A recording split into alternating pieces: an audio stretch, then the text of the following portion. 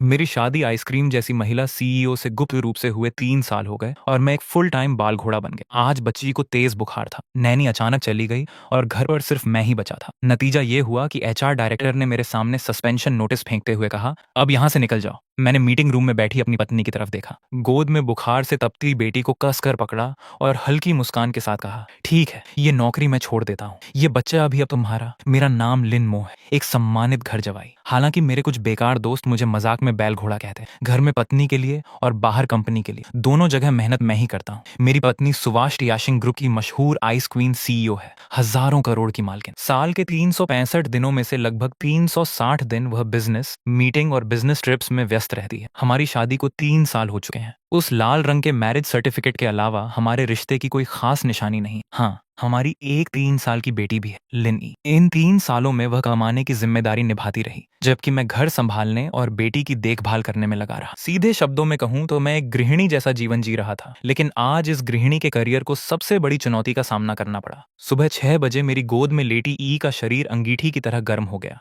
Thermometer ने 39.2 degree तापमान दिखाया और मेरा दिल बैठ गया। मैं नैनी को फोन करने ही वाला था कि उसका कॉल पहले आ गया। लिन सर, माफ कीजिए, गांव में इमरजेंसी हो गई है, मुझे तुरंत जाना पड़ेगा, आज नहीं आ पाऊंगी। मैंने फोन नीचे किया और गोद में तपती बच्ची को देखा। एक पल के लिए पत्नी को फोन करने का विचार आया, लेकिन फिर रुक गया। कल रात ही उसने मैसेज किया था कि देश पहुंचते ही उसे सैकड़ों अरब के प्रोजेक्ट पर काम शुरू करना है। शायद अभी भी जेट लैग से जूझ रही होगी। उसे बताने से वह सिर्फ परेशान हो। मैंने गहरी सांस ली, पहले ठंडी पट्टी रखी, फिर बुखार की दवा दी। दवा असर करने लगी और छोटी सी जान मेरे सीने से लगकर धीरे धीरे सो गई। लेकिन आज मेरे लिए छुट्टी लेना संभव नहीं। मैं टियाशिंग ग्रुप के टेक डिपार्टमेंट में एक साधारण कर्मचारी हूँ। पद है नेटवर्क सिक्योरिटी मेंटेनेंस स्पेशल, आसान भाषा में कहें तो नेटवर्क एडमिन। काम ज्यादा कठिन नहीं, वेतन भी सामान्य, लेकिन पीएफ, इंश्योरेंस और तय समय की नौकरी होने के कारण यह मेरे जैसे बच्चे संभालने वाले इंसान के लिए बिल्कुल सही। किसी को नहीं पता था कि यही साधारण नेटवर्क एडमिन कंपनी की ऊंची कुर्सी पर बैठी जनरल मैनेजर का कानूनी पति है। और किसी को यह भी नहीं मालूम था कि आज मुझे ऑफिस पहुंचना ही हो। कंपनी के इंटरनल सिस्टम का एक महत्वपूर्ण एन्क्रिप्शन प्रोग्राम आज रात 12 बजे एक्सपायर होने वाला था। उसे ऑनलाइन रिन्यू करके बिना रुकावट अपग्रेड करना सिर्फ मैं कर सकता था। इस बात की जानकारी पूरी कंपनी में केवल सुभाष और मुझे थी। गोद में चिपकी ई को नीचे रखते ही वह रोने लगती, इसलिए मैंने फैसला किया कि उसे अपने साथ ऑफिस ले जाऊंगा। ध्यान आकर्षित होने से बचने के लिए मैंने उसे एक बड़े ट्रेंच कोट में लपेट लिया और चुपचाप कंपनी में दाखिल हो गया। हमारा टेक विभाग बिल्डिंग के कोने में था, जिसे लोग मजाक में रिटायरमेंट हेवन कहते थे। सहकर्मी काफी शांत स्वभाव के थे।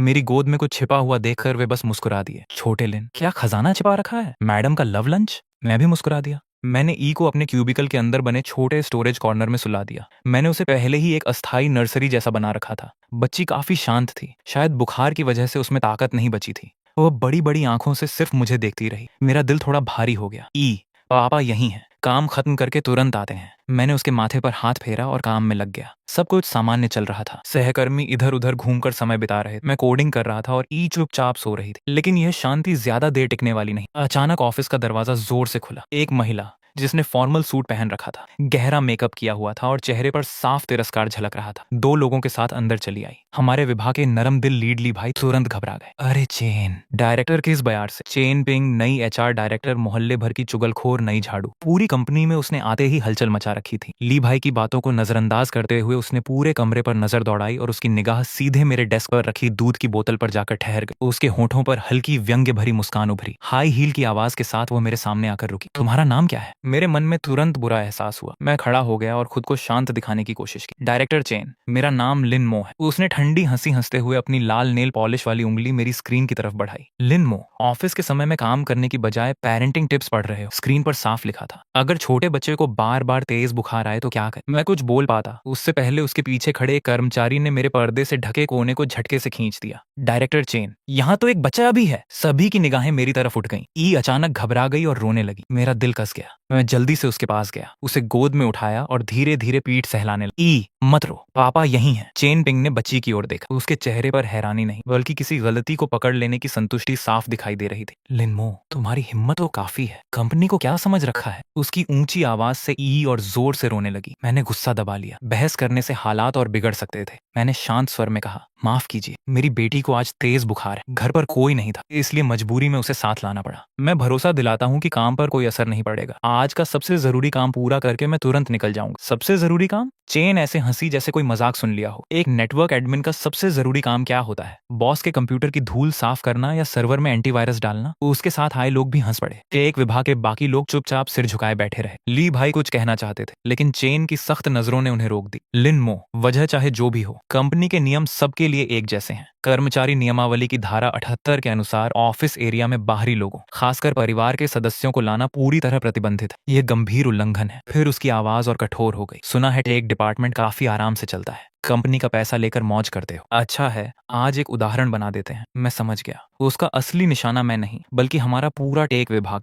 इसी दौरान एक और व्यक्ति अंदर आया। महंगा सूट, करीने से बनाए बाल और चेहरा ऐसा जिसे मैं कभी भूल नहीं सकता था। वह था झाऊ तियान्यू, टियानशी ग्रुप का वाइस प्रेसिडेंट और सुभाष के सबसे कट्टर चाहने वालों में से एक। पिछले 3 सालों में उसने खुलकर या छिपकर कई बार मुझे हटाने की कोशिश की थी, लेकिन मेरा पद इतना मामूली था कि वह खुद सामने आकर किसी नेटवर्क एडमिन से उलझ नहीं सकता था। आज उसे चेन पेंग के रूप में एक सही मौका मिल गया था। अंदर आते ही उसने बनावटी चिंता जताई। अरे छोटे लिन, तुम इतने लापरवाह कैसे हो सकते हो? कंपनी काम करने की जगह है, यहाँ बच्चा लाना ठीक नहीं। इससे कंपनी की इमेज खराब होती। बोलने के अंदाज में डांट थी, लेकिन आंखों में छिपी खुशी साफ दिखाई दे रही। चेन पिंग को भी सहारा मिल गया। उसने एक फाइल निकाली और मेरे डेस्क पर पटक दी। वह सस्पेंशन नोटिस था। लिन मो, कंपनी के अनुशासन का गंभीर उल्लंघन करने और नकारात्मक प्रभाव डालने के कारण तुम्हें तत्काल प्रभाव से निलंबित किया जाता है। घर जाओ और अपने व्यवहार पर विचार करो। तुम्हारी सीट भी किसी और को दे दी जाएगी। ऑफिस में मौजूद सभी लोग समझ गए कि यह सिर्फ नियमों का मामला नहीं था, इसमें निजी नाराजगी भी शामिल थी। मैंने नोटिस की तरफ देखा, फिर अपनी गोद में बुखार से तपती बेटी को। इन 3 सालों में मैंने इस परिवार और सुभाष के निश्चिंत करियर के लिए बहुत कुछ सहा था। रिश्तेदारों के ताने, झाऊ जैसे लोगों की चालें और दूसरों की गलतफहमियां भी, क्योंकि मुझे लगता था कि इसका कोई बड़ा मतलब है। लेकिन आज मेरी बेटी बीमार थी। मैं सिर्फ चाहता था कि उसे कुछ घंटों के लिए सुरक्षित जगह मिल। क्या यह सच में इतनी बड़ी गलती थी? मैंने चेन के विजयी चेहरे को देखा, फिर झाऊ की मुस्कान पर नजर डाली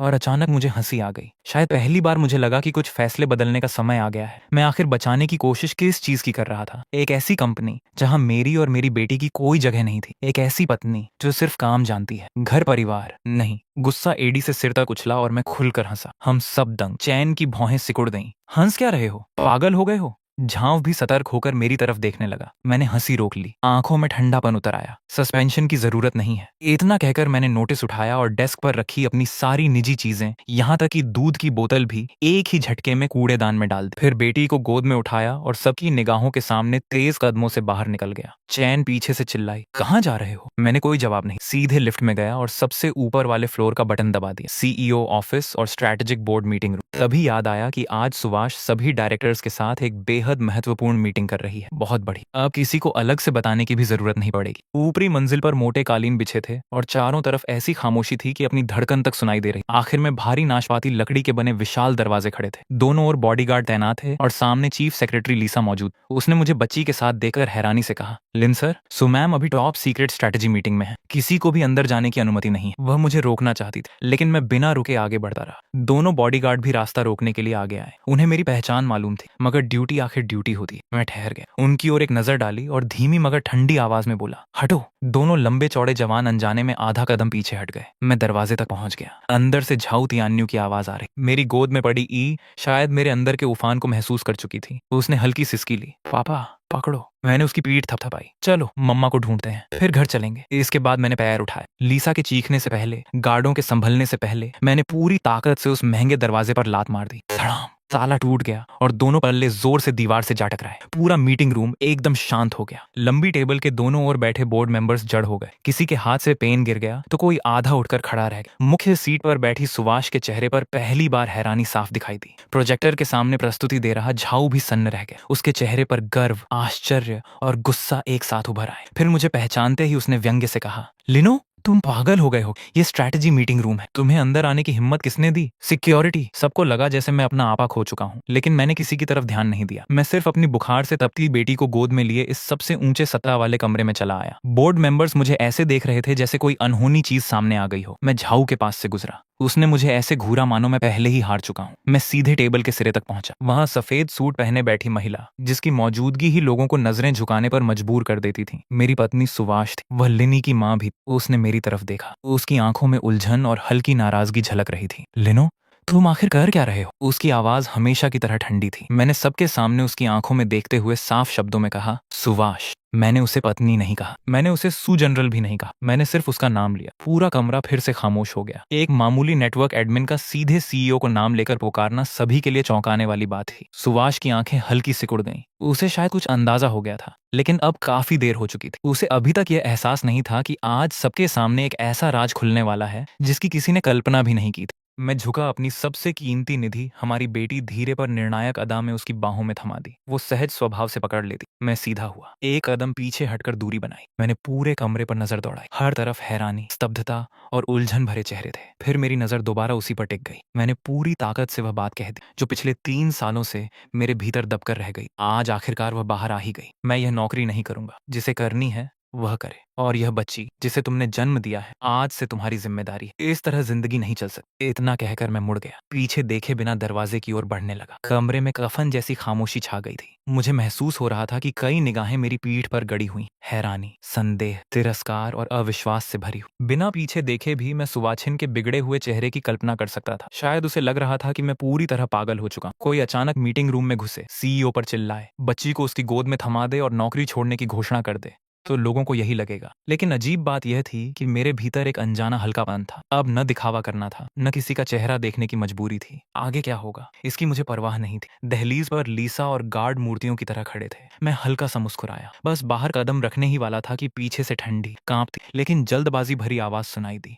रुको सुवासन। मेरा रुकना उसके कहने से नहीं, बल्कि बेटी की उस जानी पहचानी खांसी की वजह से था, जिसे सुनकर हमेशा दिल बैठ जाता था। उसके बाद घबराई हुई माँ की आवाज गूंजी, क्या हुआ मेरी बच्ची? एम्बुलेंस बुलाओ। अब उसकी आवाज में न ठंडापन था, न अहंकार, सिर्फ एक माँ की घबराहट थी। मैं पलटा। वह बच्ची को संभालने की कोशिश कर रही थी, लेकिन खांसी के कारण बेटी का चेहरा बैंगनी पड़ चुका था। मेरे दिमाग में जैसे धमाका हुआ। गुस्सा, फैसले और बाकी सारे विचार पल भर में गायब हो गए। मैं तुरंत वापस लौटा। हटो, तुम बच्चे संभालना जानती हो। मैंने बच्ची को अपनी बाहों में लिया, उसे पेट के बल अपनी जांघ पर रखा, सिर नीचे और पैर ऊपर किए, फिर उसकी पीठ पर नियंत्रित ताकत से थपकी दी। खक खक। कुछ ही पलों में गाढ़ा कफ बाहर निकल आया। उसकी सांसें सामान्य हुईं और चेहरे का रंग लौट आया। वह कमजोर सी मुझसे चिपट गई, कपड़े पकड़कर सिसकी। पापा, मेरा दिल चकनाचूर। मैंने नजर उठाई। सुवाछिन, मुरझाया चेहरा, कांपते होंठ, नजर में पश्चाताप, डर और ऐसी असहायता जो मैंने कभी नहीं देखी। कमरा फिर अविश्वास से भर गया। मूवी से भी ज्यादा नाटकीय पागल। कर्मचारी अंदर घुसा, बच्चा थमाया। बच्चा संकट में पागल लौटकर बचा लेता है, यह क्या? झाव के चेहरे पर पहले उन्माद था, फिर उलझन और आखिर में गंभीरता छा गई। वह मूर्ख नहीं था। उसे साफ महसूस हुआ कि मामला सामान्य नहीं है। बीमार बच्ची के लिए सुवाछिन की घबराहट बनावटी नहीं थी, और बच्ची के प्रति मेरे स्वाभाविक लगाव में भी कोई दिखावा नहीं। इससे उसके मन में एक बेचैन कर देने वाला शक जन्म लेने लगा। तभी सुवाछिन संभली। उसने न मुझे देखा न बच्ची को। उसकी नजर ठंडे इस्पात की तरह पूरे कमरे में घूम। जिस किसी पर भी वह ठहरी, वह अनायास सिर झुका लेता। आखिर में उसकी 2 बर्फीली निगाहें एचआर डायरेक्टर चेन पिंग और वाइस प्रेसिडेंट झाऊ तियान्यू पर टिक गईं। कोई मुझे बताएगा? आवाज ऊंची नहीं थी, लेकिन सीधे हड्डियों तक चुभ रही थी। अभी यहाँ क्या हुआ? मेरा पति हमारी तेज बुखार से तपती बेटी को लेकर यहाँ क्यों आया, और उसे सस्पेंड क्यों किया गया? मेरा पति, हमारी बेटी। ये खुलासा किसी धमाके से कम नहीं था। कमरे में मौजूद लोगों के चेहरे बदल गए, खासकर झाव और चेन के। झाव का चेहरा कागज जैसा सफेद पड़ गया, माथे पर पसीना छलक आया और शरीर हल्का कांपने लगा। चेन के चेहरे से भी सारा रंग उड़ चुका था। अब उसे समझ आया कि जिस इंसान को उसने आसान निशाना समझा था, वह कोई साधारण कर्मचारी नहीं, बल्कि इस साम्राज्य के शीर्ष पर खड़े व्यक्ति का पति था। यह दीवार नहीं, पूरा पहाड़ था। कमरा शांत हो गया। बस मेरी बच्ची की हल्की सिसकियां सुनाई दे रही थी। सुवाछिन की नजर अब भी झाव और चेन पर पिन की तरह गड़ी हुई थी। झाव पुराना खिलाड़ी था, सबसे पहले संभला। उसने जबरन मुस्कुराते हुए कहा, सू मैम, ये गलत फहमी है, बहुत बड़ी गलत फहमी। हमें नहीं पता था कि लिन सर आपके पति हैं। अगर पता होता तो 100 जान देकर भी ऐसा नहीं करते। इतना कहकर उसने चेन की तरफ इशारा किया। चेन भी होश में लौटा, मानो अभी घुटनों के बल गिर पड़ेगा। हाँ सू मैम, गलती हो गई। मेरी आंखें अंधी थी। मैं पहाड़ को पहचान नहीं पाया। मुझे नहीं पता था कि वो पति शब्द उसके गले में ही अटक गया। सुवाछिन हल्के से हंसी, लेकिन उस हंसी ने कमरे का तापमान और नीचे गिरा दिया। गलत फहमी? मेरे पति कौन है ये नहीं जानते तो किसी का भी अपमान करोगे? मेरी बेटी कौन है ये नहीं जानते तो उसे तेज बुखार में यूं ही छोड़ दोगे और उसके पिता को कंपनी से निकाल दोगे? यही है तुम्हारी मैनेजमेंट? हर सवाल के साथ झाव और चेन के चेहरे और बदरंग होते गए। आखिरकार चेन टूट गया। ये झाव सर थे। इन्होंने कहा था कि लिन बच्चा लेकर आया है, इससे कंपनी की छवि खराब हो। सख्त कार्रवाई करो, सबक सिखाओ और मौका मिले तो निकाल दो। घबराहट में उसने सीधे झाव को बेच दी। झाव का चेहरा हरा पड़ गया। उसने चेन को घूरते हुए कहा, झूठ, तुम मुझ पर कीचड़ उछाल रहे हो। मैंने तो सिर्फ नियमों का पालन करने को कहा था। चेन भी भड़क उठा। तुमने ही कहा था कि सू मैम को रिश्तेदारी और पक्षपात से सबसे ज्यादा नफरत है। लिन को हटा दो, सू मैम हमें खास मानेंगी। और तुमने वादा किया था कि काम हो गया तो मुझे HR वाइस प्रेसिडेंट बना दोगे। झाव कांपने लगा। उसके मुंह से एक शब्द भी नहीं निकला। टॉप स्ट्रैटेजी मीटिंग अब कुत्तों की लड़ाई में बदल चुकी थी। बोर्ड मेंबर्स नजरें झुकाए बैठे थे, मानो इस झगड़े से जितना दूर रहे उतना बेहतर। मैं बेटी को पकड़े ठंडे भाव से देख रहा था। बदला नहीं, घृणा। यही है वह कंपनी जिसके लिए मेरी पत्नी का खुद को तोड़ती है। यह करोड़ों की सैलरी वाले एलिट हंसी आती है। सुवाचिन ने मेज पर उंगलियां थपथपाई। बस कमरे में तुरंत सन्नाटा छा गया। वह उठी और मेरी ओर चली आई। उसने हमारी बेटी के गाल को छूने के लिए हाथ बढ़ाया, लेकिन आधे रास्ते में ही रुक गई। उसकी आंखें हल्की लाल थी। सॉरी, उसने मेरी तरफ देखा। आवाज में थकान और पछतावा साफ था। गलती मेरी है। मुझे काम में इतना डूबा नहीं रहना चाहिए। मुझे तुम दोनों को इस तरह नजरअंदाज नहीं करना चाहिए था। मैं चुप रहा। क्या एक माफी 3 सालों की तकलीफ मिटा सकती थी? क्या आज का डर और अफरा तफरी यूं ही खत्म हो सकती थी? मेरी खामोशी देखकर उसने होंठ भींच लिए और पलट गई। अगले ही पल वह फिर से पहले जैसी सख्त हो चुकी। लीसा जी, सू मैम। पहला, तुरंत 120 पर कॉल करो। सबसे अच्छे पीडियाट्रिशियन को ऊपर भेजा जाए। दूसरा, सिक्योरिटी चेन पिंग को बाहर ले जाए। आज से टियानशिंग और उससे जुड़ी किसी भी कंपनी में वह दिखाई नहीं देना चाहिए। लीगल विभाग को सूचना भेज। स्थायी नो हायर। चेन की आंखें उलट गईं और वह धड़ाम से जमीन पर गिर पड़ा। स्थायी प्रतिबंध का मतलब था उसका पूरा करियर खत्म होना। तीसरा, उसकी नजर झाव पर गई। झाव बुरी तरह कांप रहा था। आखिरकार उसकी बारी आ ही गई। वह घुटनों के बल गिर पड़ा। सू मैम, वांछिन, मुझसे गलती हो गई। मैं बहक गया था। मैं आपको बहुत चाहता था, इसलिए जलन में आंसू उसकी आंखों से बहने लगे। बोर्ड मेंबर्स उसे घृणा से देख रहे थे। सुवाचिन ने सपाट स्वर में पूछा, कंपनी के लिए तुम्हारा सबसे बड़ा योगदान क्या है? फिर वो हल्का सा मुस्कुराई, लेकिन उस मुस्कान से झाव और डर गया। झाव, वाइस प्रेसिडेंट, आज की मीटिंग तुम बहुत अच्छे से चला रहे। उसने स्क्रीन की तरफ इशारा किया। टेनुन plan, core attack progress report. ये टियानशिंग का साल भर का मुख्य प्रोजेक्ट, भविष्य का सुपर फायरवॉल। झाव इसका प्रोजेक्ट हेड था और यही उसकी सबसे बड़ी उपलब्धि मानी जाती थी। झाव कुछ बोलने ही वाला था कि सुवाचिन ने उसे रोक दिया। उसके होठों पर हल्का व्यंग उभरा। क्या तुम सच में सोचते हो कि मुझे कुछ नहीं पता? फिर उसने मेरी तरफ देखा। उसकी आंखों में जिज्ञासा, परख और हल्का सा संदेह था। गोस्ट तुम हो, है ना? कमरे में मौजूद ज्यादातर लोग उलझन में थे, लेकिन कुछ तकनीकी बोर्ड मेंबर्स के चेहरे तुरंत बदल गए। एक बुजुर्ग सदस्य तो अपनी सीट से खड़े हो गए। गोस्ट, वही रहस्यमयी विशेषज्ञ जिसने टिनून के बॉटम लॉजिक और 3 कोर एल्गोरिदम की समस्या हल कर दी थी। सू मैम, क्या आपने उन्हें ढूंढ लिया? सुवाचिन ने जवाब नहीं दी। वो बस मुझे देखती रही, मानो मेरे जवाब का इंतजार कर रही। धीरे धीरे सबकी नजरें मुझ पर टिक गईं। अभी तक वे सिर्फ इस बात से हैरान थे कि मैं उसका पति हूँ, लेकिन अब उन्हें यकीन करना मुश्किल हो रहा था कि एक साधारण नेटवर्क एडमिन ही वह दिग्गज गोस्ट हो सकता है, जिसने एक रात में उन समस्याओं को सुलझा दिया था जिन्हें सैकड़ों शीर्ष इंजीनियर 6 महीनों में भी हल नहीं कर पाए थे। झाव का चेहरा पूरी तरह सफेद पड़ गया। नामुमकिन। वह तो सिर्फ एक एडमिन है। गोस्ट कैसे हो सकता है? मैंने बेटी को संभालते हुए उसकी ओर देखा। कुछ क्षण चुप रहा, फिर धीरे से कहा, मैं ही हूँ। कमरा फट पड़ा। वह बुजुर्ग बोर्ड मेंबर उत्साह से मेरे पास आ गए, हाथ मिलाने के लिए आगे बढ़े, लेकिन मेरी गोद में बच्ची को देखकर रुक गए। दिग्गज, सचमुच आप? हम आपको ढूंढते ढूंढते थक गए। आप हमारी कंपनी में एडमिन कैसे बन गए? ये तो प्रतिभा की बर्बादी है। एक विभाग के कई लोग भी मेरे आसपास जमा हो गए। गोस्ट नहीं, लिन सर, वो रिवर्स स्ट्रेसिंग एल्गोरिदम का आइडिया कैसे? क्वांटम इंक्रिप्शन पर आपका नजरिया झाव। मेरे स्वीकार करते ही झाव के चेहरे से बचा खुचा खून भी उतर गया।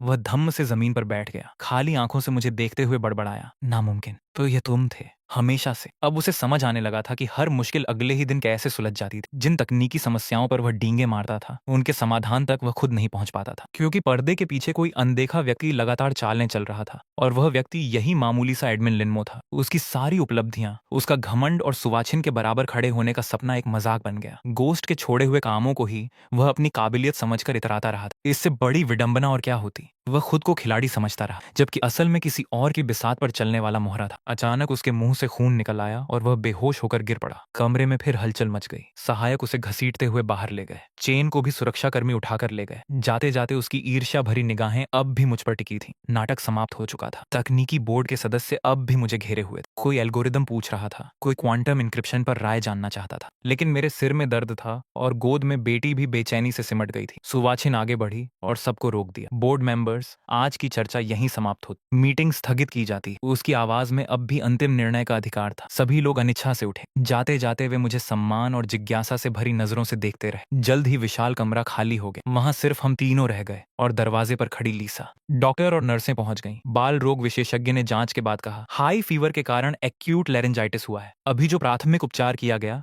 वह सही था, नहीं तो लैरिंजियल एडिमा से सांस की नली बंद होने का खतरा हो सकता था। सुवाचिन का चेहरा और फीका पड़ गया। डॉक्टर ने सलाह दी, बच्ची को अस्पताल ले चलिए, कुछ समय ऑब्जर्वेशन में रखना होगा। मैं बेटी को गोद में लेकर उनके साथ निकल गया। एक बार भी सुवाचिन की तरफ नहीं देखा, वह वहीं खड़ी रही, मेरी पीठ और बेटी की दूर जाती परछाई को देखती हुई। उसके होंठ हिले, जैसे कुछ कहना चाहती हो, लेकिन मैंने उसे मौका नहीं। कुछ दरारें एक बार पड़ जाएं तो भरना आसान नहीं हो। आज का डर और मेरी बेइज्जती अब भी दिल में चुभ रही थी। मैं उससे और इस घर से पूरी तरह निराश हो चुका था। अस्पताल में बेटी को ड्रिप लग गई और वह धीरे धीरे सो गई। मैं उसका छोटा सा हाथ पकड़े बैठा रहा। मन पहले से काफी शांत था। आज से मेरा सिर्फ एक ही लक्ष्य था, बेटी की हिफाजत, बाकी सब गौण। दरवाजा धीरे से खुला, सुवाचिन अंदर आई। सीईओ वाला व्यक्तित्व पीछे छूट चुका था। उसने साधारण बेज ट्रेंच कोट पहन रखा था। बिना मेकअप के उसका चेहरा थका और पीला लग रहा था। हाथ में एक थर्मल फ्लास्क था। मैंने घर की आंटी से खिचड़ी बनवाई है, तुमने पूरे दिन कुछ नहीं खाया, थोड़ा खा लो। उसने फ्लास्क मेज पर रख दी। उसकी आवाज में झिझक भी थी और मनाने की कोशिश भी। मैंने उसकी तरफ देखे बिना कहा, जरूरत नहीं,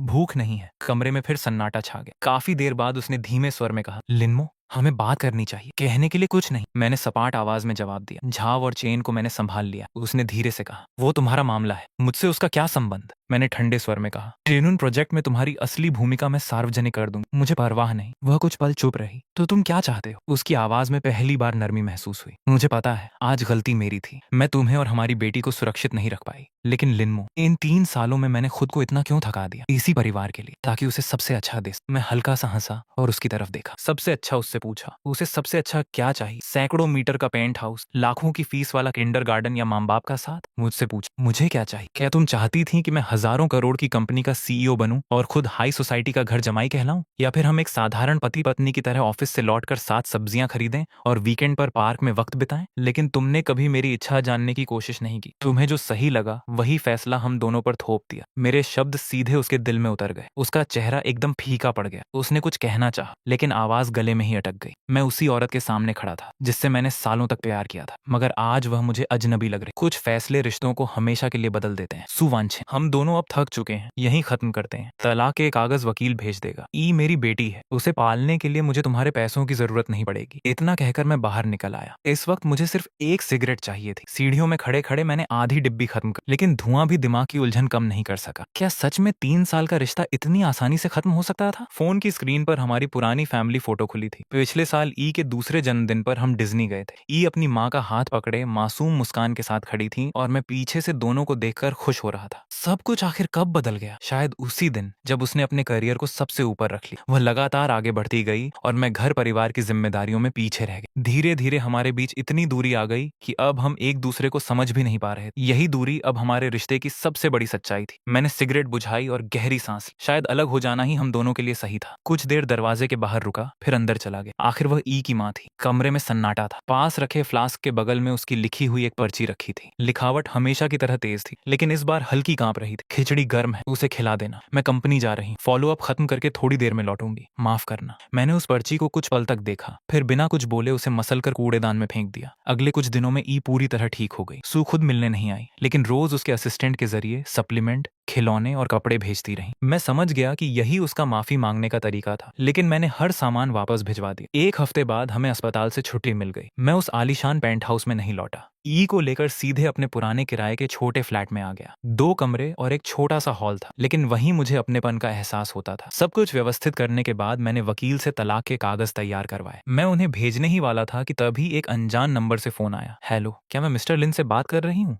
दूसरी तरफ एक सख्त महिला की आवाज थी। मैं एंजेला हूँ, फाल्कन कैपिटल की चीफ हेड हंटर। हमारे पास आपके लिए एक बेहतरीन ऑफर है, क्या आप सुनना चाहेंगे? मैं हैरान रह गया। 3 साल तक एक साधारण एडमिन की नौकरी करने वाले इंसान के लिए हेड हंटर? शायद आपने गलत नंबर मिला दिया है। महिला हल्का मुस्कुराई। लिन सर, या फिर कहूँ गोस्ट सर। मेरी आंखें सिकुड़ गईं। हमारे बॉस लंबे समय से आपकी तलाश कर रहे हैं। 8 अंकों की सालाना सैलरी, ओरिजिनल स्टॉक ऑप्शन और सीटीओ की पोस्ट आपका इंतजार कर रही है। इतना बड़ा प्रस्ताव मिलने के बाद भी मेरा जवाब नहीं बदला। माफ कीजिए, फिलहाल नौकरी बदलने का कोई इरादा नहीं। अभी मेरी पहली प्राथमिकता मेरी बेटी है। महिला तुरंत बोली। जल्दबाजी मत कीजिए, काम का समय और जगह आप खुद तय करेंगे। घर से काम करना भी स्वीकार होगा। आपकी बेटी की पढ़ाई, इलाज और दुनिया के बेहतरीन डॉक्टर डॉक्टरों का पूरा खर्च कंपनी उठाएगी। उसकी बात सुनकर मैं सोच में पड़ गया। पैसों से ज्यादा मुझे अपनी आजादी और ई का भविष्य महत्वपूर्ण लगा। मैं इस बारे में सोचकर बताऊंगा। फोन रखते ही मैं गहरी सोच में डूब गया। तभी डोरबेल बजी। मुझे लगा कोई डिलीवरी हो। दरवाजा खोला तो मैं वहीं ठिठक गया। सामने सू खड़ी थी। साधारण कपड़े, बिखरे बाल, चेहरे पर थकान और आंखों में बेबसी साफ दिखाई दे रही थी। उसकी बाहों में सोती हुई ई थी। मैं तुरंत बेडरूम की तरफ भागा। बिस्तर खाली था। तभी समझ आया कि जब मैं फोन पर बात कर रहा था वह चुपचाप ई को अपने साथ ले गई थी और अब वापस लेकर आई थी। ये क्या कर रही है? सुने मेरी हैरानी देख मुस्कान निचोड़ने की कोशिश की। बच्ची मेरी बाहों में थमाई। मैंने ट्राई किया। उसकी आवाज रंधी। मुझे समझ आया मैं बच्चे संभालना नहीं जानती। वह आधे घंटे तक लगातार रोती रही। मैंने उसे चुप कराने की हर कोशिश, लेकिन उसने न दूध पिया न खाना खाया। उसके मुंह से सिर्फ एक ही शब्द निकल रहा था, पापा। लिनमो, मुझसे बहुत बड़ी गलती हो, प्लीज हम तलाक मत ले। इतना कहते ही उसकी आंखों से आंसू बहने लगे। हमेशा बर्फ जैसी शांत रहने वाली सीईओ आज मेरे सामने एक लाचार लड़की की तरह खड़ी थी। लेकिन कुछ रिश्तों में पछतावा भी देर से आता है। मैंने बिना कुछ कहे ई को अपनी गोद में लिया। वह तुरंत मेरे सीने से लिपट गई और कुछ ही पल में आराम से सो गई। यह देखकर सू फिर रो पड़ी। देखा, उसे सिर्फ तुम ही चाहिए। मैंने हल्की सांस ली, बच्ची को संभाला और दरवाजे की तरफ इशारा किया, अंदर आ जाओ। दरवाजे पर खड़े रहने से कुछ नहीं होगा। वह चुपचाप अंदर आई। उसकी झिझक ऐसी थी जैसे पहली बार किसी टीचर के घर आई हो। मैंने ई को बिस्तर पर सुला कंबल ओढ़ाया, फिर बाहर आकर उसे पानी का गिलास। बैठो। वह सिर झुकाकर सोफे पर बैठ गई। अब मैंने उसे गौर से देखा। कुछ ही दिनों में उसका वजन काफी कम हो गया था। आंखों के नीचे काले घेरे थे और चेहरे की चमक भी गायब थी। आज वह किसी बड़ी कंपनी की सीईओ नहीं, बल्कि एक थकी हुई और टूटी हुई औरत लग रही थी। मैंने बात शुरू की, कंपनी का क्या हुआ? उसने धीरे से सिर उठाया। झाऊ के खिलाफ गबन और डेटा चोरी के सारे सबूत मिल गए। मामला कानून के हवाले कर दिया है। पूरी इंडस्ट्री ने उसे ब्लैकलिस्ट कर दिया। फिर दोनों के बीच कुछ देर तक खामोशी छाई रही। थोड़ी देर बाद उसने धीमी आवाज में कहा, लिनमो, मैंने तलाक का ड्राफ्ट देख लिया। मैं उस पर साइन नहीं करूंगी। मैं शांत स्वर में बोला, सू, सिर्फ झाऊ के हट जाने से हमारी सारी समस्याएं खत्म नहीं हो जाएंगी। क्यों नहीं? उसने तुरंत पूछा। मैं बदल सकती हूँ, कम काम करूँ, बच्ची का ध्यान रखना सीखूं, खाना बनाना भी सीख लूं। बस मुझे एक मौका दे दो। उसकी बात सुनकर मैं कुछ पल चुप रहा। मैं जानता था कि उसका असली स्वभाव काम करना है। उसे जबरदस्ती घर में बांध देना उसके लिए सजा से कम नहीं। ऐसा मत करो। तुम होम मेकर बनने के लिए नहीं बनी हो और मैं नहीं चाहता कि मेरी वजह से तुम अपनी पहचान खो दो। उसने बेबस होकर मेरी तरफ देखा। तो फिर मैं क्या करूं लिनमो? मैं तुम्हारे बिना नहीं रह सकता और ई के बिना भी नहीं। उसकी आंखों में पहली बार सच्ची घबराहट दिखाई दे रही। तभी मेरा फोन फिर बज उठा। वही हेडहंटर का कॉल था। मैं उसे काटने ही वाला था, लेकिन पता नहीं क्यों इस बार कॉल रिसीव कर लिया और स्पीकर ऑन कर दिया। लिन सर, उम्मीद है आपने सोच लिया होगा। सू की नजर तुरंत मेरे फोन पर टिक गई। मैं बोला,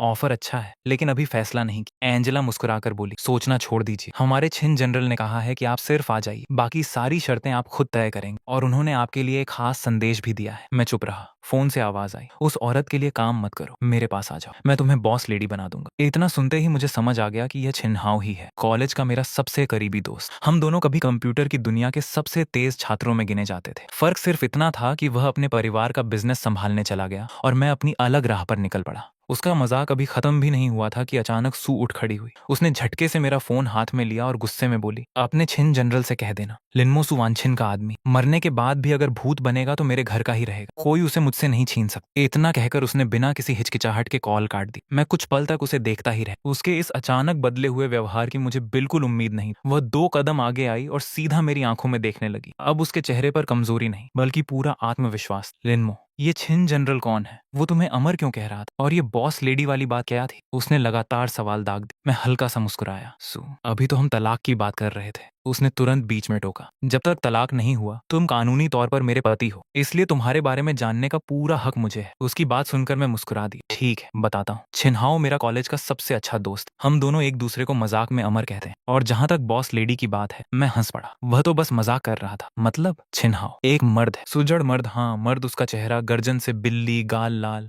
ओ, ऐसा नजरें चंचल मुझसे ना मिलती, हाथों के ठिकाना नहीं। मैं हल्का सा हंस पड़ा और जानबूझकर उसे छेड़ते हुए बोला, क्या हुआ सू जनरल, इतनी निराश क्यों हो? कहीं तुम्हें लगा तो नहीं कि तुम्हारा पति इतना आकर्षक है कि जेंडर भी उसके लिए मायने नहीं रखता? क्या बकवास कर रहे हो? उसने मुझे घूर कर देखा, लेकिन इस बार उसकी नाराजगी भी पहले जैसी ठंडी नहीं। उसके चेहरे पर हल्की सी शर्म और झेप साफ नजर आ रही। मुझे याद ही नहीं था कि आखिरी बार मैंने उसे इस तरह शर्माते और बहस करते कब देखा था। सीईओ बनने के बाद वह हमेशा गंभीर, सख्त और भावनाओं से दूर रहती थी, लेकिन इस वक्त मेरे सामने वही कॉलेज वाली सू बैठी थी, जिसके गाल शर्म से लाल हो जाते थे। शायद वक्त ने उसे बदला था, लेकिन पूरी तरह नहीं। मेरा मन भी धीरे धीरे शांत होने लगा। वह मेरे पास वाले सोफे पर आकर बैठ गई। हमारे बीच की दूरी पहले से काफी कम थी। उसकी जानी पहचानी खुशबू फिर से महसूस। उसने धीमी आवाज में पूछा, लिनमो, क्या तुम सच में उनके साथ सीटीओ बनने वाले हो? अभी तक कोई फैसला नहीं किया? उसने तुरंत कहा, मत जाओ प्लीज, टियानशिंग वापस आ जाओ। मैं नया डिपार्टमेंट बनाऊंगी, तुम उसके हेड बन जाना, या चाहो तो पूरी टेक टीम तुम्हारे हवाले कर दूंगी। मैंने शांत होकर सिर हिलाया। सु, अब मैं तुम्हारे लिए काम नहीं करना चाहता। उसकी आंखों की चमक एक पल में फीकी पड़ गई। मैंने उसकी तरफ देखा और मुस्कुराते हुए कहा, लेकिन अगर तुम मेरे लिए काम करने को तैयार हो तो मैं जरूर सोच सकता हूँ। वह हैरान होकर मुझे देखने लगी। क्या मतलब, मैं तुम्हारे लिए काम करूँ? हाँ। मैं मुस्कुराया। तुम अपनी नौकरी छोड़ दो और मेरी नई कंपनी में आ जाओ। मैं चेयरमैन रहूंगा और तुम सीईओ। कैसा रहेगा? मुझे पूरा यकीन था कि वह इसे मजाक समझे। आखिर हजारों करोड़ की कंपनी की सीईओ अपनी कुर्सी छोड़कर एक नई स्टार्टअप में क्यों आएगी? लेकिन उसका जवाब मेरी उम्मीद से बिल्कुल अलग था। उसने कुछ सेकंड तक गंभीर होकर सोचा, फिर बिना झिझक सिर हिला दी। ठीक है। मैं कुछ पल तक उसे देखता रह। सच में? मेरे चेहरे का हैरानी भरा भाव देखकर वह हल्का सा मुस्कुराई। ऐसा लगा जैसे लंबे समय बाद उसके चेहरे पर सच्ची मुस्कान लौटी हो। हाँ ठीक है। फिर उसने धीरे से मेरा हाथ पकड़ लिया। उसके हाथ ठंडे थे, लेकिन पकड़ पहले से कहीं ज्यादा मजबूत थी। लिनमो, तुम सही थे। मुझे किसी की बॉस लेडी नहीं बनना। वह मेरी आंखों में देखते हुए बोली, मैं सिर्फ तुम्हारी पत्नी बनना चाहती हूँ, और ई की माँ। उसकी आवाज में इस बार कोई झिझक नहीं थी। अगर तुम नई कंपनी शुरू करोगे तो मैं भी तुम्हारे साथ मिलकर उसे खड़ा करूंगी, जैसे कॉलेज के दिनों में हम साथ काम किया करते थे। उसने हल्की मुस्कान के साथ कहा, आज से मैं सुवांशिन तुम्हारे लिए काम करूंगी। मेरा बॉस सिर्फ तुम। उसकी आंखों में पहली बार प्यार और भरोसा एक साथ दिखाई दे रहे थे। मैं उसे बस देखता रह गया। दिल की धड़कन फिर तेज होने लगी। मैं फिर से उसी पर फिसल रहा हूँ, और ये बार जानबूझकर। लेकिन मैंने अपने दिल की बात चेहरे पर नहीं आने दी। सू अब भी मेरा हाथ पकड़े खड़ी थी। उसकी आंखों में पहली बार किसी सीईओ का घमंड नहीं, बल्कि एक पत्नी की सच्ची उम्मीद दिखाई दे रही थी। मैंने धीरे से उसका हाथ छोड़ा। सू, जो बातें आज तुम कह रही हो, काश 3 साल पहले कह दी होती। उसने बिना पलक झपकाए मेरी तरफ देखा। देर से समझी हूँ, लेकिन इस बार सच में समझी। कमरे में कुछ पल के लिए खामोशी छा गई। तभी ई ने नींद में करवट बदली और धीमे से बुदबुदाई, मम्मा, पापा। हम दोनों एक साथ उसकी तरफ देखने लगे। सू के होठों पर अपने आप मुस्कान आ गई। मैंने धीरे से ई के ऊपर कंबल ठीक किया और वापस मुड़ गया। सू, भरोसा टूटने में एक पल लगता है, लेकिन उसे जोड़ने में बहुत वक्त लगता है। उसने सिर झुका ली। मैं इंतजार करूंगी, जितना समय लगे उतना। उसका जवाब सुनकर मैं हैरान नहीं हुआ, लेकिन पहली बार लगा कि वह सिर्फ कह नहीं रही, सच में बदलना चाहती। कभी कभी सबसे मुश्किल काम माफी मांगना नहीं, बल्कि बदल कर दिखाना होता है। मैंने घड़ी की तरफ देखा। देर हो गई है, तुम आज यहीं रुक जाओ, सुबह चली जाना। सू ने हल्के से सिर हिला दिया। उस रात हम दोनों ने ज्यादा बात नहीं की। मैं ई के पास बैठा रहा और सू गेस्ट रूम में चली गई। सुबह हमेशा की तरह ई सबसे पहले जाग गई। वह दौड़ते हुए मेरे पास आई और मेरा हाथ पकड़कर सीधे गेस्ट रूम तक ले गई। दरवाजा खुला। सू अभी भी सो रही थी। ई बिना कुछ सोचे उसके बिस्तर पर चढ़ गई और उसकी गर्दन से लिपट गई। मम्मा, उठो। सू की आंख खुली तो सबसे पहले उसने अपनी बेटी को देखा, फिर उसकी नजर मुझ पर पड़ी। कई दिनों बाद उसके चेहरे पर बिना किसी बनावट वाली मुस्कान दिखाई दी। ई ने हमारा हाथ पकड़कर खींचना शुरू कर दिया। ब्रेकफास्ट। मैं और सू एक दूसरे को देखकर हल्का सा मुस्कुरा दिए। कुछ ही देर बाद हम तीनों छोटी सी डाइनिंग टेबल पर बैठे थे। सू ने पहली बार खुद चाय बनाने की कोशिश की। पहला कप इतना कड़वा बना कि ई ने एक घूंट लेते ही मुंह बना लिया। मैं हंस पड़ा। सू ने शर्माते हुए कप अपनी तरफ खींच लिया। ठीक है, अगली बार बेहतर बनाऊंगी। घर का माहौल धीरे धीरे पहले से हल्का होने लगा था। इतने में उसका फोन बज उठा। स्क्रीन पर कंपनी के बोर्ड का कॉल था। उसने कुछ सेकंड फोन को देखा, फिर कॉल काट दी। मैंने पूछा, उठाओगी नहीं? उसने शांत आवाज में जवाब दिया, आज नहीं, आज का दिन सिर्फ ई के लिए। यह सुनकर मैं कुछ पल चुप रह गया। पुरानी सू ऐसा फैसला कभी नहीं लेती। करीब 10 मिनट बाद फिर वही कॉल आया। इस बार उसने रिसीव। दूसरी तरफ से घबराई हुई आवाज आई, मैडम, बोर्ड की इमरजेंसी मीटिंग शुरू होने वाली है, सभी आपका इंतजार कर रहे हैं। सू कुछ सेकंड चुप रही, फिर बोली, मैं आ रही। कॉल खत्म हुआ। उसने ई के सिर पर हाथ फेरा, फिर मेरी तरफ देखा। मैं आज सब कुछ साफ कर दूंगी। मैंने सिर्फ इतना कहा, जो भी फैसला लेना, बिना किसी दबाव के लेना। उसने हल्की मुस्कान के साथ सिर हिलाया। दरवाजे तक पहुंचकर वह अचानक पीछे मुड़ी और बोली, लिनमो, इस बार मैं तुम्हें निराश नहीं करूंगी। इतना कहकर वह चली गई। मैं खिड़की के पास खड़ा उसकी जाती हुई कार को देखता रहा। मुझे नहीं पता था कि कंपनी पहुंचते ही उसका सामना सिर्फ बोर्ड ऑफ डायरेक्टर्स से नहीं, बल्कि एक ऐसे फैसले से होने वाला था जो हम तीनों की जिंदगी हमेशा के लिए बदल सकता था। टियानशिंग ग्रुप के कॉन्फ्रेंस रूम में सभी डायरेक्टर्स पहले से मौजूद थे। माहौल पहले से कहीं ज्यादा गंभीर था। जैसे ही सू अंदर आई, सभी की नजरें उसी पर टिक गईं। सबसे वरिष्ठ डायरेक्टर ने सबसे पहले चुप्पी तोड़ी। मैडम, हमें खबर मिली है कि आप इस्तीफा देने वाली हैं। क्या ये सच है? सू कुछ पल शांत रही, फिर उसने बिना घुमाए फिराए जवाब दिया, हाँ, मैं इस्तीफा देना चाहती। उसके इतना कहते ही पूरे कमरे में हलचल मच गई। मैडम, ऐसा मत कीजिए, कंपनी को आपकी जरूरत है। मार्केट में पहले ही अफवाहें फैल चुकी। हर तरफ से आवाजें आने लगी। सू ने हाथ उठाकर सबको शांत किया। मैंने पिछले 3 साल सिर्फ कंपनी के बारे में सोचा। लेकिन उसी दौरान मैं अपने परिवार से दूर होती चली गई। अब मैं वही गलती दोबारा नहीं दोहराना चाहती। कमरे में फिर सन्नाटा छा गया। तभी एक डायरेक्टर अपनी सीट से खड़ा हुआ। अगर आपकी वजह परिवार है तो हम आपकी जिम्मेदारियां कम कर देते हैं, लेकिन इस्तीफा मत दी। सू ने हल्की मुस्कान के साथ सिर हिला दिया। मुद्दा जिम्मेदारियों का नहीं, मेरी प्राथमिकताओं का है। यह सुनकर कोई भी उसे जवाब नहीं दे पाया। इसी बीच मीटिंग रूम का दरवाजा खुला। अंदर कंपनी का लीगल एडवाइजर तेजी से आया। मैडम, अभी अभी खबर मिली है, कई बड़ी कंपनियां हमारी स्थिति पर नजर रखे हुए हैं। अगर आपके इस्तीफे की पुष्टि हुई तो शेयर मार्केट पर बड़ा असर पड़ सकता है। सू ने गहरी सांस ली। वह पहले से इस स्थिति का अंदाजा लगा चुकी थी। सिर्फ एक फैसला और करोड़ों का कारोबार प्रभावित हो सकता था। कुछ देर सोचने के बाद उसने कहा,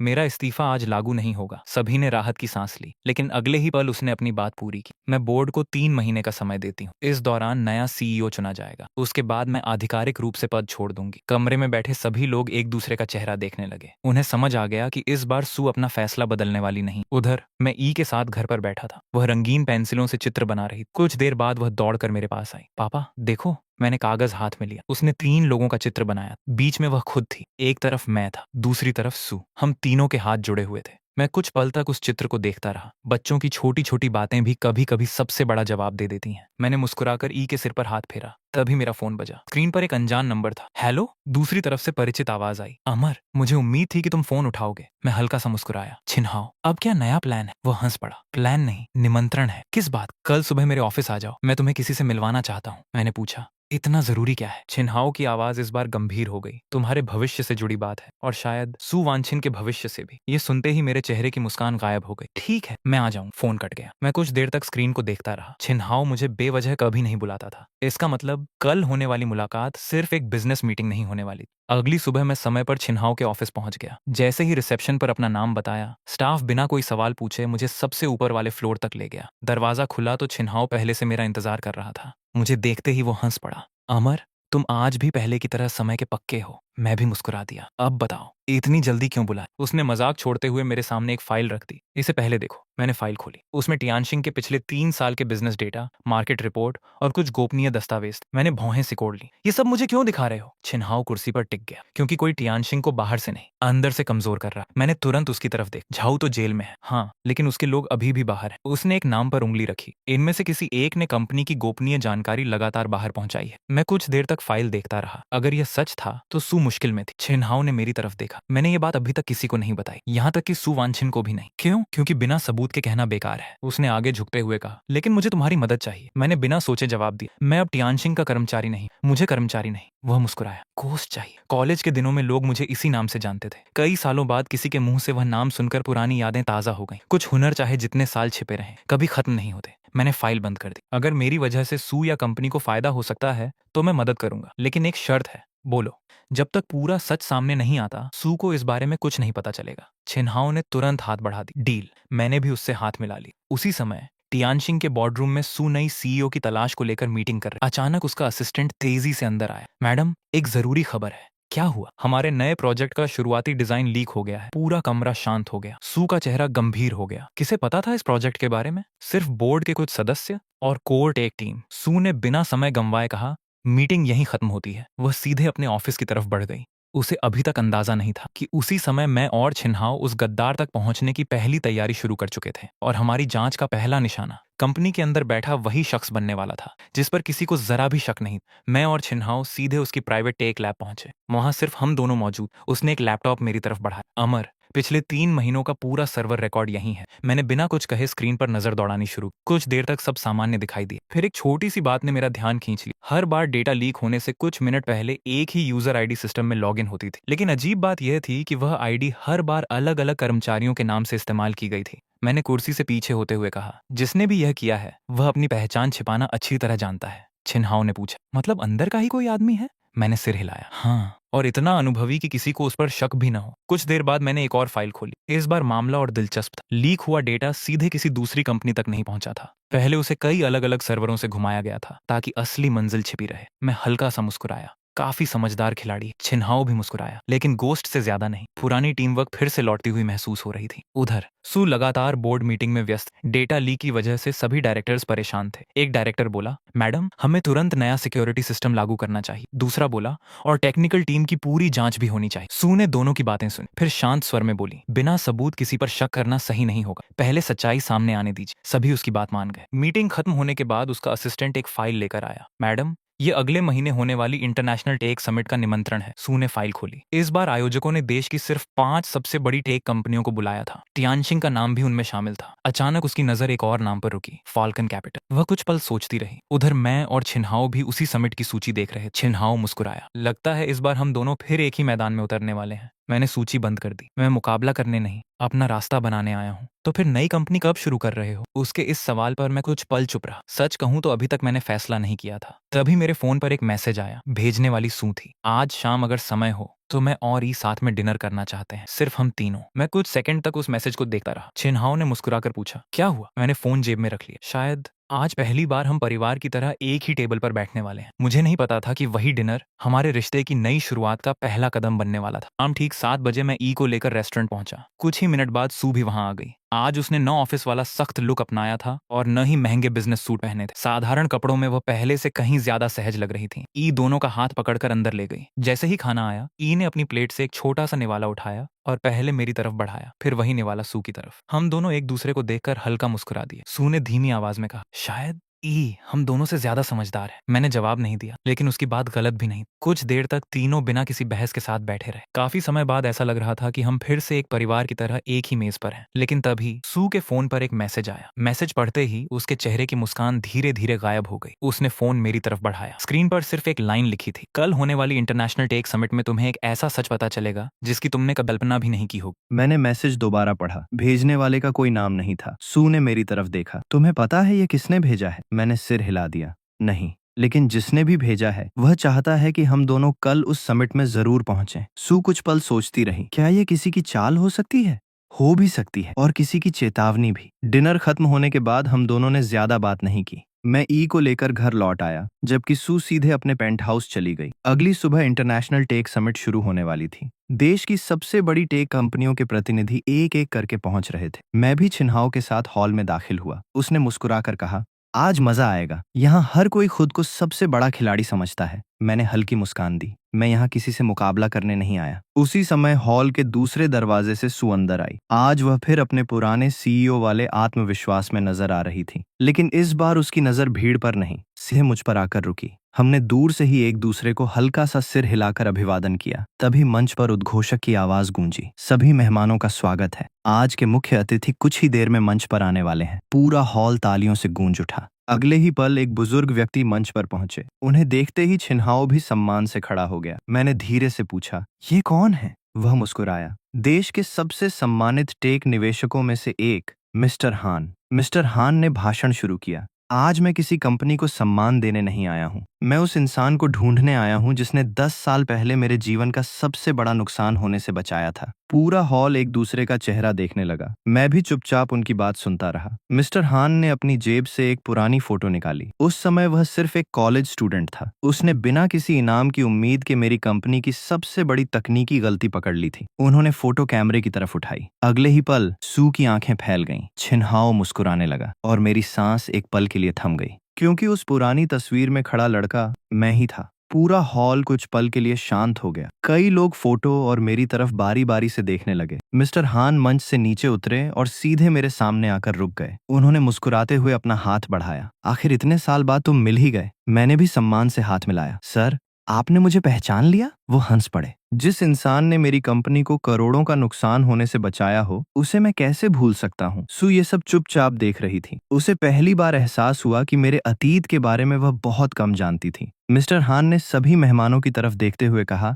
आज मैं यहाँ एक घोषणा करना चाहता हूँ। पूरा हॉल फिर शांत हो गया। मैं एक नई टेक कंपनी में निवेश करना चाहता हूँ, लेकिन शर्त सिर्फ एक है। उन्होंने मेरी तरफ देखकर कहा, उस कंपनी का नेतृत्व लिन्मो करेगा। इतना सुनते ही पूरे हॉल में फुसफुसाहट शुरू हो गई। कई कंपनियों के प्रतिनिधियों के चेहरे उतर गए। इतनी बड़ी पेशकश किसी ने सोची भी नहीं थी। मैंने विनम्रता से कहा, सर, मेरे पास अभी कोई कंपनी भी नहीं है। मिस्टर हान मुस्कुराए। कंपनी बाद में बन जाएगी, पहले सही इंसान मिलना जरूरी होता है। इतने में सू धीरे धीरे हमारे पास आई। उसने पहली बार मिस्टर हान को झुककर नमस्ते किया। सर, मैं सू वांछिन हूँ। मिस्टर हान मुस्कुराए। मैं तुम्हें जानता हूँ, टियानशिंग की सबसे युवा सीईओ। फिर उन्होंने मेरी तरफ देखा। तुम दोनों अगर साथ काम करो तो बहुत आगे जा सकते हो। सू ने बिना झिझक जवाब दिया। सर, यही मेरा भी इरादा है। मैंने उसकी तरफ देखा। इस बार उसके चेहरे पर कोई हिचकिचाहट नहीं थी। वह सच में अपना वादा निभाना चाहती थी। उसी समय समिट के आयोजक मंच पर आए। अब हम इस साल के सबसे प्रतिष्ठित इनोवेशन पार्टनर का नाम घोषित करेंगे। बड़ा पर्दा धीरे धीरे रोशन हुआ। सभी की नजरें स्क्रीन पर टिक गईं और अगला नाम देखकर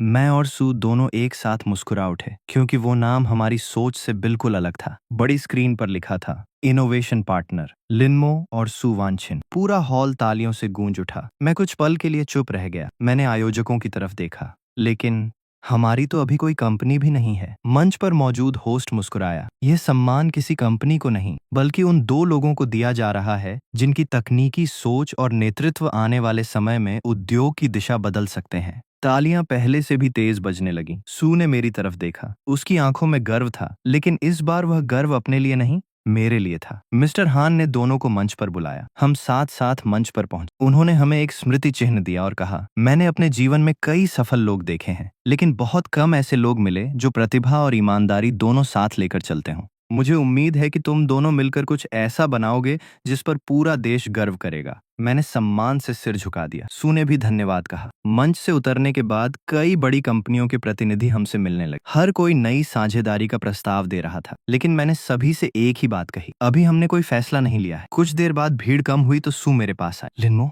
क्या तुम्हारे पास थोड़ा समय है? हम समिट के गार्डन एरिया में आ गए। कुछ देर तक दोनों बिना बोले चलते रहे। आखिर उसने चुप्पी तोड़ी। आज पहली बार मुझे समझ आया कि तुमने कभी अपनी काबिलियत दिखाने की कोशिश ही नहीं की। मैं हल्का सा मुस्कुराया। जरूरत ही नहीं पड़ी। फिर मेरे सामने क्यों छिपाया? मैं कुछ सेकंड सोचता रहा, क्योंकि जब हम मिले थे मैं चाहता था कि तुम मुझे मेरी पहचान से नहीं, मुझे देखकर पसंद करो। सू की आंखें झुक गईं। और मैंने हमेशा यही समझा कि तुम बस एक साधारण कर्मचारी हो। इसमें तुम्हारी गलती नहीं थी। मैंने कभी सच बताया ही नहीं। वो धीरे से बोली, लेकिन अब मैं तुम्हारे साथ सच से नई शुरुआत करना चाहती हूँ।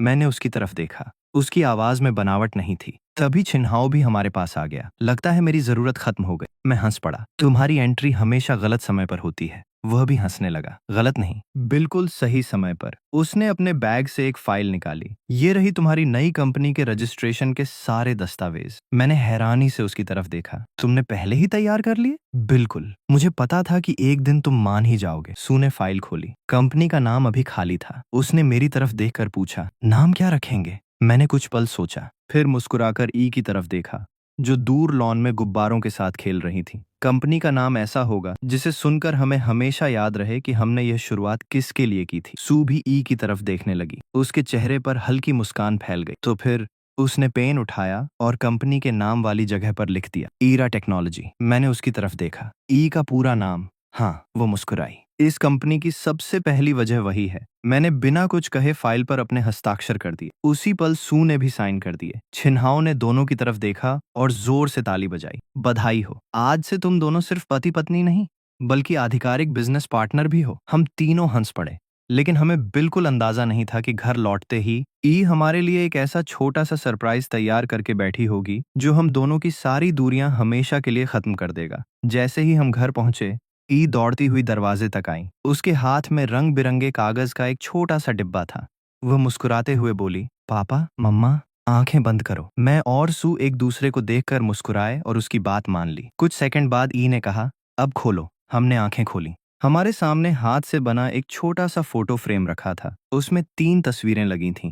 पहली, डिज्नी की पुरानी फोटो। दूसरी, पार्क में खिंची नई फैमिली फोटो। और बीच में ई ने अपने हाथों से एक दिल बनाया था, जिसके अंदर लिखा था, मेरा सबसे अच्छा घर। सू की आंखें भर आईं। इस बार उसने आंसू नहीं छिपाए। वह घुटनों के बल बैठी और ई को गले लगा लिया। Thank you. ई ने मासूमियत से पूछा, अब आप दोनों कभी लड़ोगे तो नहीं? कमरे में कुछ पल के लिए सन्नाटा छा गया। मैंने सू की तरफ देखा। उसने धीरे से मेरी तरफ अपना हाथ बढ़ाया। मैंने बिना झिझक उसका हाथ थाम लिया। नहीं, अब हम बात करेंगे, लड़ाई नहीं। ई खुशी से उछल पड़ी। उसने हमारा हाथ पकड़कर फिर से एक साथ जोड़ दिया। उस दिन पहली बार मुझे लगा शायद हमारा परिवार सच में वापस लौट आया है। 3 महीने बाद सू ने आधिकारिक रूप से टियानशिंग के सीईओ पद से इस्तीफा दे दिया। बोर्ड ने सम्मान के साथ उसे विदाई दी। जाते समय उसने सिर्फ एक बात कही, इस कंपनी ने मुझे सफलता दी, लेकिन मेरे परिवार ने मुझे जीना सिखाया। उधर ईरा टेक्नोलॉजी ने अपने पहले ही प्रोडक्ट से पूरी इंडस्ट्री का ध्यान खींच लिया। कंपनी छोटी थी, लेकिन उसकी सोच बड़ी थी। मैं तकनीक संभाल रहा था, सू पूरी कंपनी का संचालन देख रही थी, और छिनहाओ, वह आज भी हर मीटिंग में देर से आता था और खुद को सबसे मेहनती इंसान बताता था। उसकी बातें सुनकर पूरा ऑफिस हंस पड़ता। कभी कभी जिंदगी को आगे बढ़ाने के लिए सिर्फ एक नया मौका नहीं, सही लोग भी चाहिए होते हैं। 1 साल बाद ई के स्कूल में माय हीरो कार्यक्रम रखा गया। हर बच्चे को अपने हीरो के बारे में बोलना था। जब ई की बारी आई तो वह पूरे आत्मविश्वास के साथ मंच पर चढ़ी। उसने माइक पकड़ा और मुस्कुराकर कहा, मेरे हीरो 2 हैं, मेरे पापा, क्योंकि उन्होंने मुझे कभी अकेला महसूस नहीं होने दिया, और मेरी मम्मा, क्योंकि उन्होंने अपनी गलती मानी और उसे ठीक भी किया। पूरा हॉल तालियों से गूंज उठा। मैं और सू एक दूसरे की तरफ देखने लगे। इतने छोटे शब्द, लेकिन उनसे बड़ी कोई जीत नहीं हो सकती थी। कार्यक्रम खत्म होने के बाद हम तीनों हाथ पकड़कर बाहर निकल रहे थे। सू अचानक रुक गई। उसने मेरी तरफ देखा और मुस्कुराकर पूछा, लिनमो, अगर जिंदगी हमें फिर से वही मोड़ दे तो क्या तुम दोबारा मुझसे शादी करोगे? मैं हंस पड़ा। इस बार मैं तुम्हें सोचने का मौका ही नहीं दूंगा। मैंने जेब से एक छोटी सी अंगूठी निकाली। ये वही अंगूठी थी जिसे मैंने सालों पहले संभाल कर रख दिया था। मैं घुटनों पर बैठ गया। सू वांछिन, क्या तुम एक बार फिर मेरी पत्नी बनोगी? सू की आंखों से खुशी के आंसू बह निकले। उसने बिना एक पल गंवाए सिर हिला दिया। हाँ, इस बार हमेशा के लिए। ई खुशी से ताली बजाने लगी। डूबते सूरज की रोशनी में हम तीनों एक दूसरे के गले लग गए। शायद किस्मत हर किसी को दूसरा मौका नहीं देती, लेकिन जो लोग अपनी गलतियों से सीख लेते हैं, उनके लिए दूसरा मौका ही सबसे खूबसूरत शुरुआत बन जाता है।